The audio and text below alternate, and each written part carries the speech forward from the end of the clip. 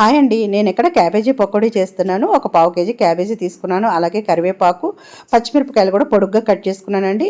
ఉల్లిపాయలు కూడా సన్నగా పొడుగ్గా కట్ చేసుకున్నాను అనమాట. చూసారు కదా, వీడియోలో చూపించినట్టుగా ఈ విధంగా కట్ చేసుకున్నాను. అలాగే అల్లం వెల్లుల్లిపాయ పేస్ట్ 1 స్పూన్ వేసాను.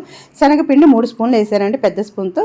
అలాగే బియ్యం పిండి వచ్చేసి 2 స్పూన్లు వేసానండి. అలాగే 1 స్పూన్ కారం, నార్మల్ కారం అనమాట. ఒక హాఫ్ స్పూన్ వచ్చేసి పసుపు వేసాను. మీ టేస్ట్ తగ్గట్టు మీరు కారం కూడా వేసుకొని ఇవన్నీ బాగా మిక్స్ అయ్యేలాగా ఒకసారి కలిపేసుకుందామండి ఈ విధంగా. ఆ తర్వాత కొంచెం కొంచెంగా వాటర్ చిలకరించుకుంటూ పిండిని మొత్తం కలుపుకోవాలండి. ఒకటేసారి వాటర్ వేసారంటే ఆయిల్ ఎక్కువ లాగేస్తుంది అనమాట. అందుకని కొంచెం కొంచెంగా వాటర్ పోసుకోవాలి.